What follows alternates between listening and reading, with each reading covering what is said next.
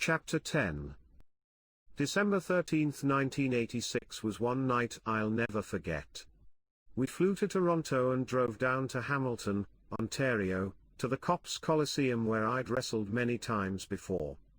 Our opponents that night were Don Macko and Bob Orton, but to tell you the truth, I wasn't thinking too much about that match. My mind was on the cage match that I knew was scheduled for the following night. There was a good crowd in the Coliseum, and when it was time for our match, Bob and Don went to the ring first, as the challengers usually do. I was standing behind the curtain with Davey Boy Smith, having a quick smoke and waiting for Rule Britannia to come on, when Nikolai Volkov came up to me and said, "Tommy, will you crack my back for me?" I knew that any second I'd have to go out. In fact, I heard the music start playing, but I said, "Okay, but you'll have to be quick." I got behind him, crossed his arms, held his elbows and raised him up, to stretch his spine out. As I lifted him, I felt a twinge in my back, nothing bad, probably a pulled muscle or something. Davey was telling me to hurry up, so off we went.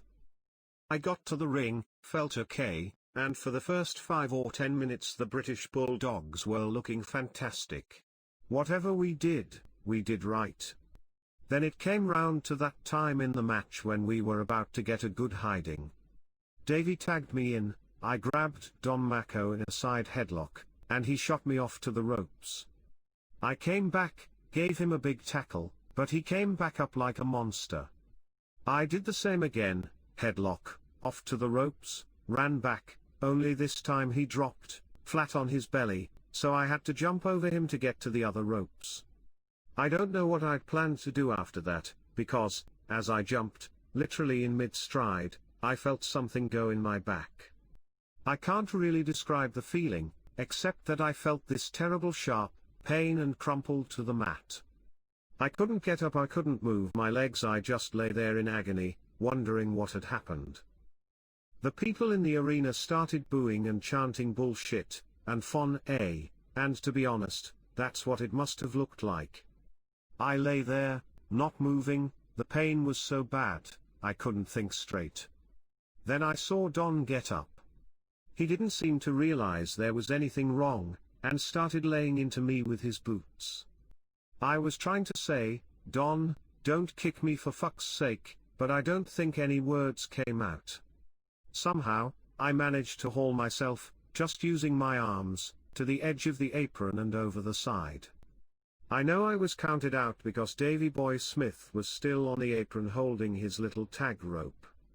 He must have seen me go down, but for some reason, he stood there watching, probably wondering why I'd been counted out. Once I was out of the ring, I thought somebody would help me.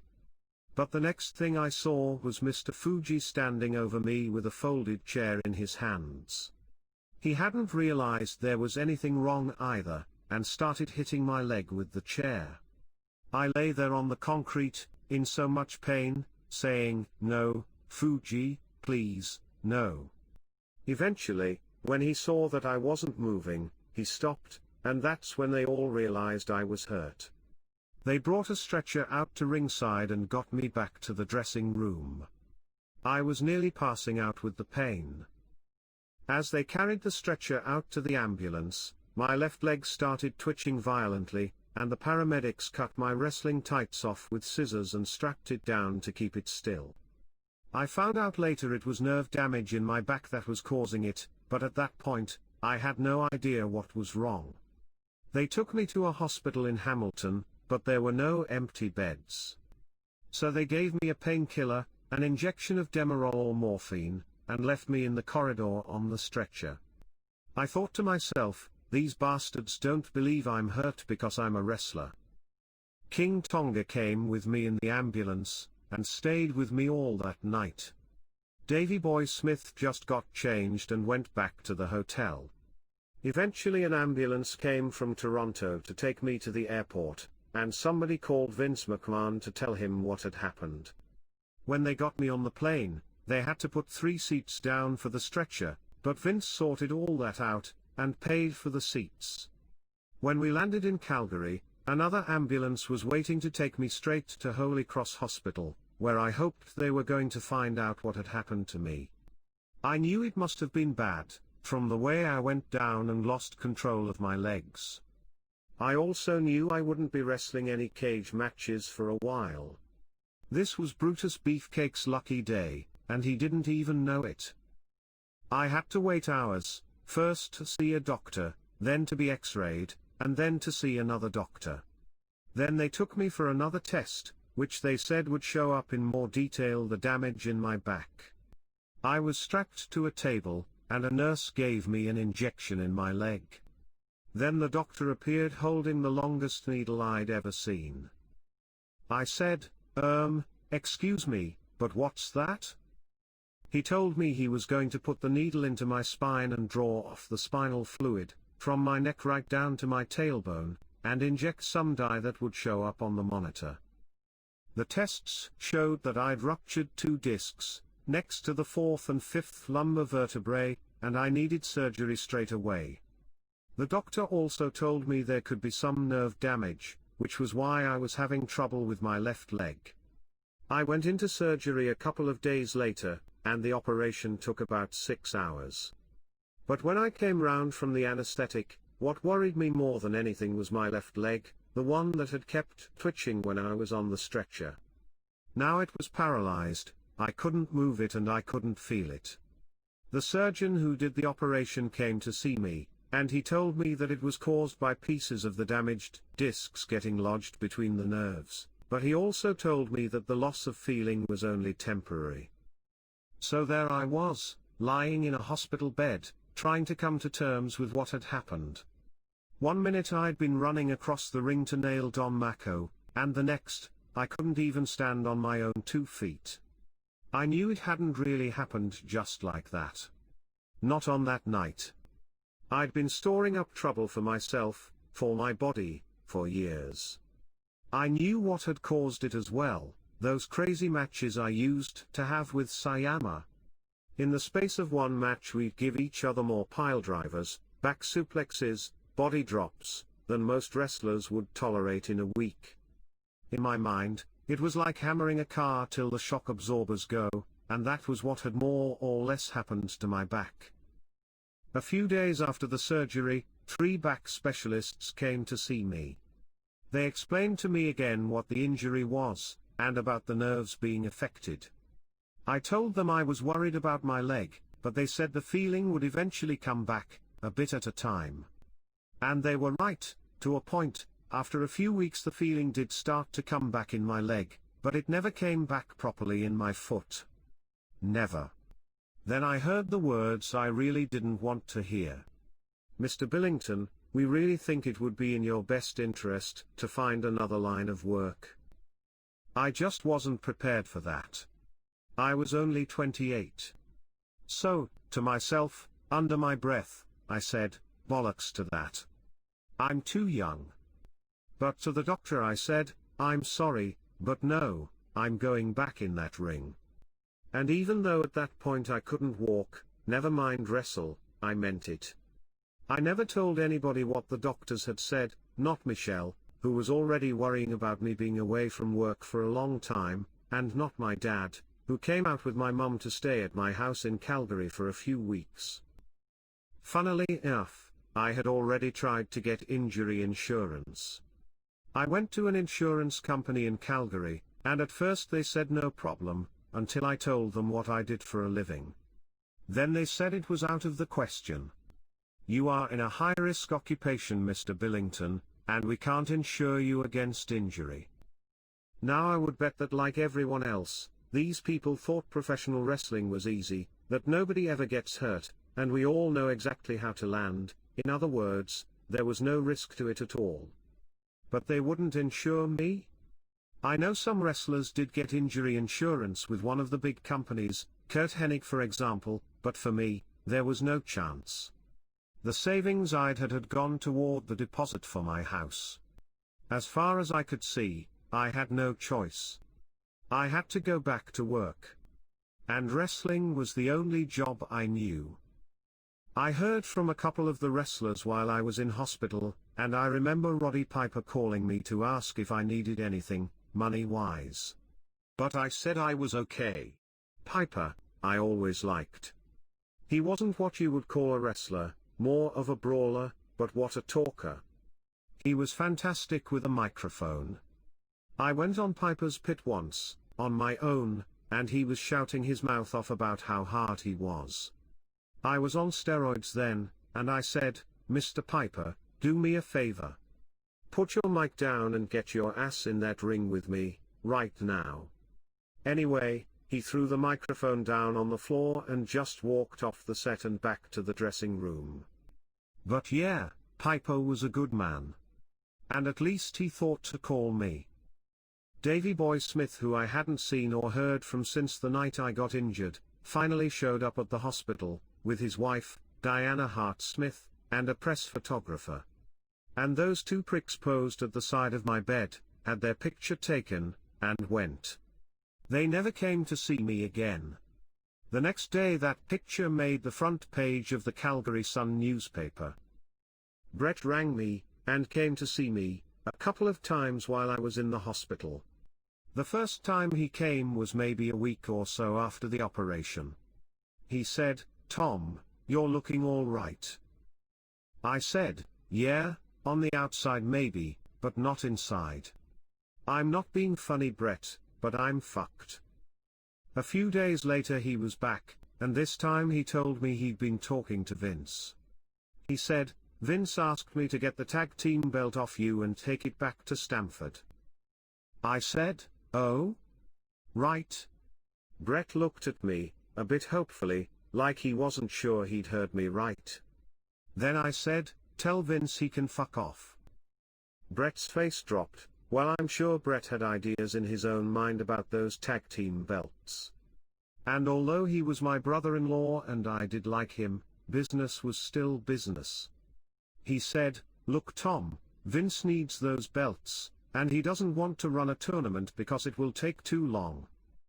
I said, "I'm sorry, Brett, but no means no." That was it. A couple of days after that I signed myself out of hospital, against the advice of the doctors, because I couldn't stand being in the place any longer. It probably was a mistake, because I was still in a lot of pain. Anyway, I signed out, went home, and was lying on the couch one day when the phone rang. It was Vince. He was being polite and asked me how I was doing, and then he said, "Tom, I don't blame you for keeping the belt. You were right to say no, Brett." I said, "What do you mean?" I knew it was Vince who'd sent Brett to go get the belt back in the first place. Plus, at that moment in time, it was my belt to keep anyway. Vince said, "I'm glad you kept it." Which I thought was very diplomatic of him. He'd have had that belt off me in a second if he could. But when he couldn't, he acted like he never intended to. "The trouble is," he said, "I am going to need you and Davey to defend them pretty soon." I said, "I'm sorry, Vince, but I'm not ready. I mean, really, I can't walk." A week later he called again. "Tom, I know you're not well, but I need those belts back." I gave him the same reply as before, the truth. I couldn't even get up off the couch. He called, maybe 2 or 3 more times over the next week. I think they only had a couple of TV matches left, which we'd taped just before that night in the Cops Coliseum. They'd kept the news about me being injured from the fans, so really, they were trying to carry on as if nothing had happened. On the spot shows, Davey Boy Smith was either wrestling singles or tagging with nobodies. But I knew, sooner or later we would lose those belts because of my condition. What Vince really wanted was for Nikolai Volkov and the Iron Sheik to be the champions, but I told him, no chance. The only team I would lose the belts against was the Hart Foundation, which he agreed to. He told me the next TV taping was at the Sun Dome in Tampa, Florida on January 26th.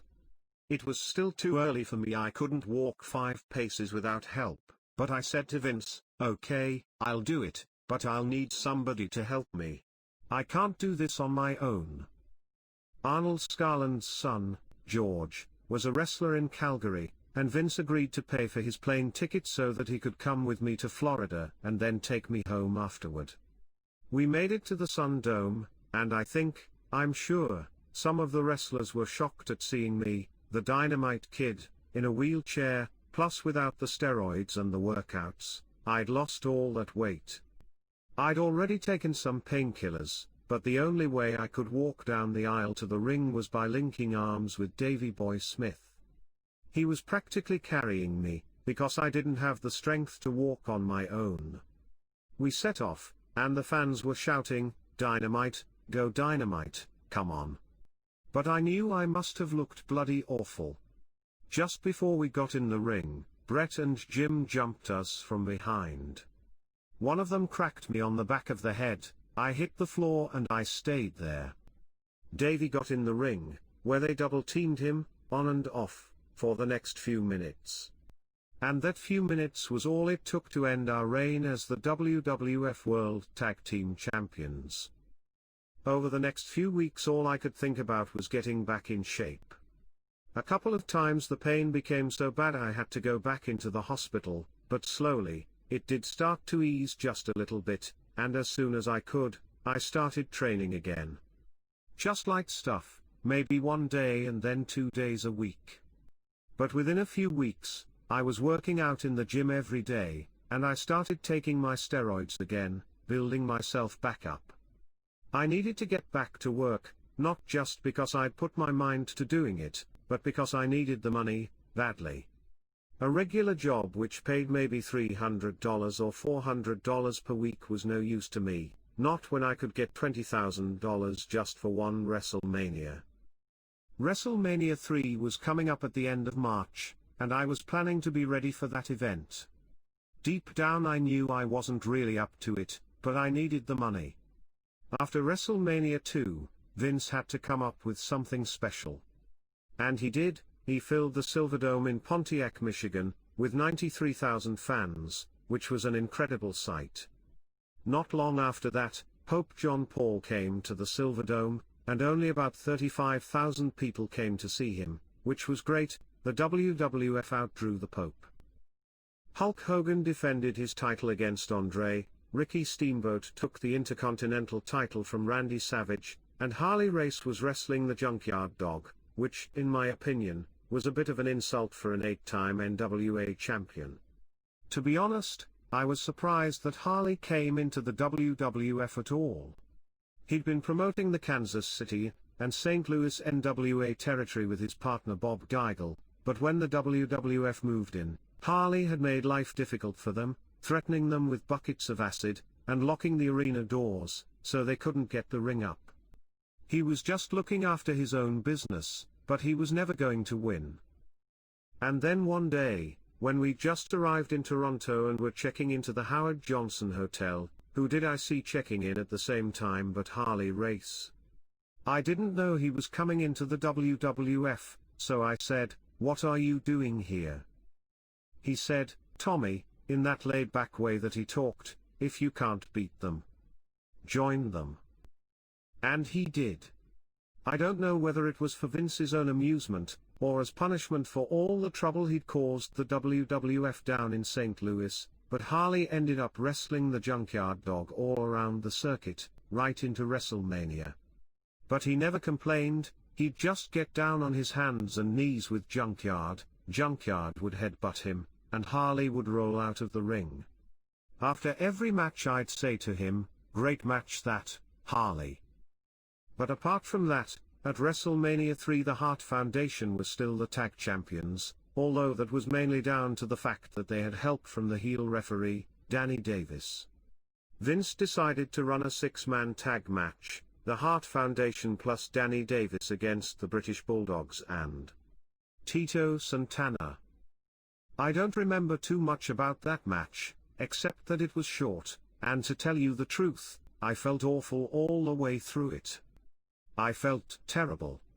I was in a lot of pain, and probably shouldn't have been there at all. Once I'd come back to wrestling, things seemed different between myself and Davey Boy Smith. We didn't fall out, or have words. Well, he wouldn't have had the nerve anyway. I did lose my temper with him one time, I think, after I asked him to do me a favor and he said he couldn't. So I blew up at him. I brought you to Canada, took you to Japan, got you in the WWF, you are nothing but a selfish bastard. And all Davey could say was, yeah, Tommy. You're right. I'm sorry. You have done a lot for me. Davey was a follower, never a leader, and he'd always been happy with my decisions, and usually, I decided right. For example, jumping to All Japan, and for example, not signing a contract with the WWF. And those first few years as a tag team, we got along great. Now, though, things seemed a little bit different. For example, one night we were in Calgary at the Saddle Dome. Stu had taken Stampede back, probably about a year after he'd sold it to Vince, and what with the name and the television, we always did fantastic business when the WWF went back to Calgary. Once or twice, on our rest days, we might do the odd match for Stu, as a favor to him, because we didn't get paid for it. But when Vince found out, as you can imagine, he wasn't happy. He told us, I don't care whether it's your day off or not, while you are with the WWF, you don't work for anybody else. Anyway, this night was a WWF show and we were supposed to wrestle the Islanders, Haku, and Samu, only Samu no-showed. Chief J. Strongbow, whose real name was Joe Scarpa, decided that Davey Boy Smith could wrestle Haku in a singles match. I thought, great. I'm getting paid anyway. I'll take the rest of the night off and go home. But Chief J had other ideas. He said, Tom, you can go in with Davey and just walk around the ring. I said to him, well, I can't do that, because I haven't got my Union Jack cape with me. I left it at home. Davey Boy Smith was sitting next to me, listening to all this, and the next thing was, somebody turned up at the dressing room door with my wrestling cape. So I rang Michelle at home. It turned out that Davey had rung his wife Diana, who had called another friend and sent him round to my house to say that I wanted my cape. So, as you can imagine, I was annoyed, because I can't stand people being underhanded. But that wasn't the end of it. After the match, Chief J came to the dressing room. He said, I need a favor, Tom. Can you get some steroids for my son? I said, I've got 20 bottles, what do you want? He said, I'll buy 10 off you. I said, no you won't. And I gave him 10. Then he stood up and said, by the way, you're fined $200. I looked at him, because I couldn't believe what he'd said. What for? For being late. Which was true, I had got there a few minutes late. But I said, but I wasn't wrestling tonight? You were still late. So I said, right, okay. I picked up my stuff, walked out of the dressing room, and went home. When I got home the phone rang at least half a dozen times, but I told Michelle not to answer. And I didn't answer it for 3 days. Eventually Vince McMahon called and Michelle answered. He was very polite, and just said, would you tell Tom to come to the Capitol Center in Washington, D.C. for a show tomorrow? The Capitol Center was an afternoon show, which I had forgotten, so when I walked into the hotel late in the afternoon, all the wrestlers were in the bar drinking. I said, it's a bit early for this, isn't it? Then one of them told me they'd wrestled at 2 p.m. Meanwhile, Vince had called home again to find out where I was. Michelle told him I'd left Calgary early that afternoon. The next day, we were in Hershey Park, Pennsylvania, and when we arrived at the arena, Vince was already there, waiting for me. He said, Tom, can I have a word? We went in one of the little offices in the building and sat down. Bear in mind, with missing the Washington card, I'd been away for 4 days in total, so I was more or less expecting a bollocking. Vince said, why did you walk out of the building in Calgary? I didn't want to drop Chief J, or his son, in the shit, so I said, I don't know, Vince. Things just got me down and I suppose I went a bit haywire. He looked at me for a minute, and then he pointed to my face, which I hadn't shaved for 4 days, and said, what's that? You know I like my baby faces to be clean shaven. I said, well, I'm not being funny, Vince, but what about Hulk? Tom. Do me a favor. Shave it off. That was the end of that, and the little matter of me going AWOL was forgotten. But I didn't forget who was at the bottom of it. Hershey Park, Pennsylvania was where a lot of the wrestlers picked up their steroids. They were easy to get hold of more or less anywhere, as long as you knew the right people. When I ran out in Poughkeepsie one time, Roddy Piper gave me 10 vials of the stuff, because he decided to give steroids up. But in Hershey Park, we got them from a doctor, George Zarian. We were supposed to be seeing him to have our blood pressure checked before we went in the ring, but what we were really doing was picking up our supply of drugs.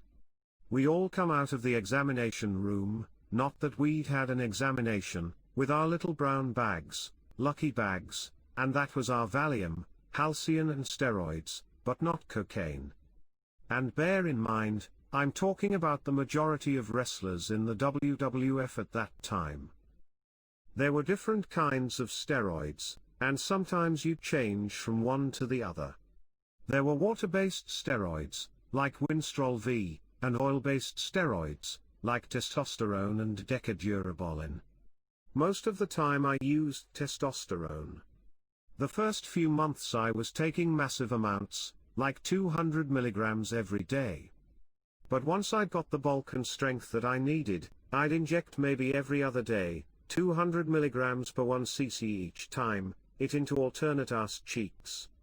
If I wanted to change, I'd do testosterone on my left side, but on the other side I would inject decadurabolin, which was only 5 ohm per 1 cc. Winstrol, you could take every day, because it cleared through your system very quickly. With the oil-based steroids, like testosterone, you might inject 2 or 3 times a week, because it stayed in your system a lot longer. And you had to use a bigger needle, 22 gauge, which is about 12 inches long, and you had to stick it all the way in to get the stuff deep into your muscle. You'd take the steroids for 4 weeks or 6 weeks and then break off for a week. But during that week you had to take another drug called gonadotrophin, growth hormone. Bear in mind, when you took steroids for a long time, your body would eventually stop making its own testosterone. So when you came of that stuff for a week, you had to take the gonadotrophin to make you start producing your own and maintain the weight and bulk while you were off the steroid. There were steroid pills that you could take as well, but I was told they were more dangerous, because they could damage your liver and your kidneys. For example, Anadrol 50 was a white 50 milligram pill. You took one a day and it made you very strong. But if you go too many days or weeks on Anadrol, you'd end up with no kidneys, because it is so toxic, so most of the time the wrestlers used injectable steroids. Bear in mind you were working out every day as well. For the likes of myself and Davey Boy Smith, who have a naturally small build, we had to take more steroids and work out harder than the wrestlers who were naturally bigger. Some of those bigger guys took steroids to cut back. For example, Ray Hernandez. He was a big fat bastard, until he started using Winstrol every day, and working out in the gym. He ended up looking like Billy Jack Haynes, who was in great shape. I saw a picture of Billy Jack a couple of years after he left the WWF and went to Japan, and I'll be honest, he looked like a pregnant woman with a big belly, with good food, working out, but I would guess, no steroids. But at WrestleMania High, as you could see, Ray and Billy looked terrific. Physically, I was anything but right. I couldn't wrestle without taking painkillers, and I was on Percocets, which are very strong, narcotic painkillers. I took them more or less every night before a match. And when they wore off later in the evening, my back would be screaming out with pain. But during the match, they did their job, and let me do mine. For example, we had a series of matches against the Hart Foundation while they were the tag team champions, and I don't think those matches were any less exciting than the ones we had with them before my back went. I still took the big falls, and still made the suplexes, but I paid for them after the match.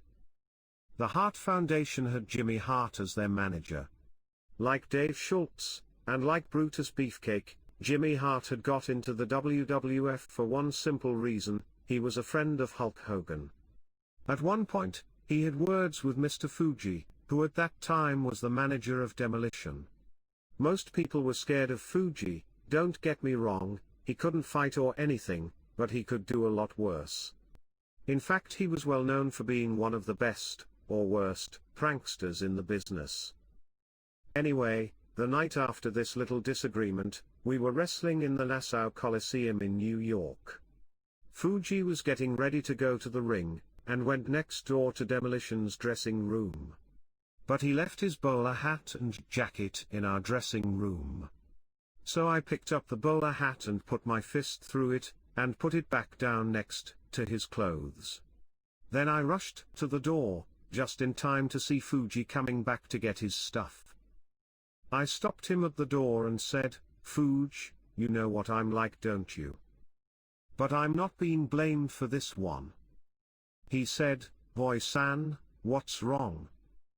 "I don't know what's happened here, Fuji, but you know Jimmy Hart. You know your bowler hat." "What about my hat?" I said, "I'm just telling you before you think it was me. Jimmy Hart has jumped all over your bowler hat." "You're joking." I said, "No, I watched him do it." So he walked in the dressing room, picked up his bowler hat, pushed me out of the way and went storming up to Jimmy Hart. He said, "What do you call this, you motherfucker?" Jimmy had no idea what Fuji was going on about, but then he saw me and Davey grinning behind Fuji, saw the bowler hat, and said, "Fucking bulldogs." Then he started trying to explain to Fuji what he knew had happened, but Fuji wouldn't let him get a word in. I never found out what Fuji did back to him, but I would imagine it was good. I'll be honest, the Bulldogs did do some terrible things, not terrible in a vicious way, more in a humorous way. Well, they made us laugh. Funnily enough, in spite of all the pranks that the Bulldogs played on other wrestlers, nobody ever played them back on either me or Davey. In the dressing room I used to say, out loud so everybody could hear, "Right, I'm going to the ring now. My bag's there. If you want to do something to it, do it. I don't care." And to be honest, I didn't. But nobody ever touched my stuff, they were too scared. They knew I'd stuff one of my M8os down their shoes or in their cases and light it, or I'd cut their pants in half with scissors. So, yes, I was a terrible joker, or ribber, as the other wrestlers would say, but I never hurt anybody, and most of the time the people I was ribbing deserved it anyway. In my opinion. Vince was always trying out new talent, some of it was very good, and some of it was terrible. I remember a tag team called the Midnight Rockers when they first arrived in 1987, a very young-looking Shawn Michaels, and his partner, Marty Jannetty. The first couple of days they were there, they were like two little mice. They sat in a corner of the dressing room and wouldn't speak to anybody. The first time I saw them was when we were in Nashville, Tennessee. I'd been told about them not speaking, and this day, I was feeling in a bad mood anyway, so I walked up to them and said, "What's up with you two, you pair of pricks? Why won't you speak to the other wrestlers?" Michaels said, "Vince McMahon and Pat Patterson told us to keep to ourselves and stay out of trouble." I said, "Well, you'd better smarten up then and start talking." And as I said it, I held a fist up. After that, they did become a bit more sociable, but not for very long. About a week later we were in Buffalo, New York, and after the matches we all went to the nightclub that was part of the hotel where we were staying. By the end of the night, Shawn Michaels and Marty Jannetty had had a few too many beers and started throwing glasses and smashing the optics behind the bar.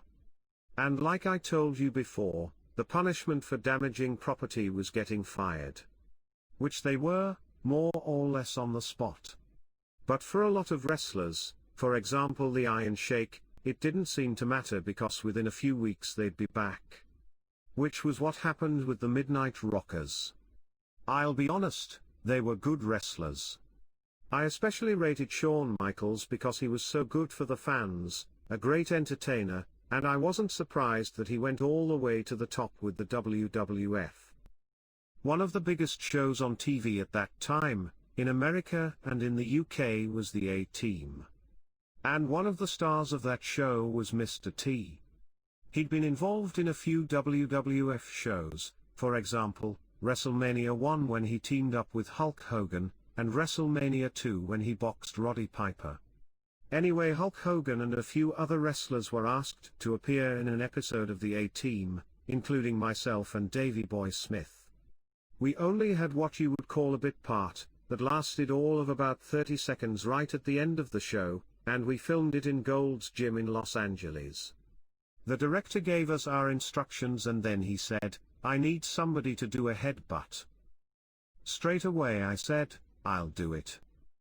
All I had to do was grab this guy, the villain, by the jacket and headbutt him, only I wasn't supposed to actually connect with him.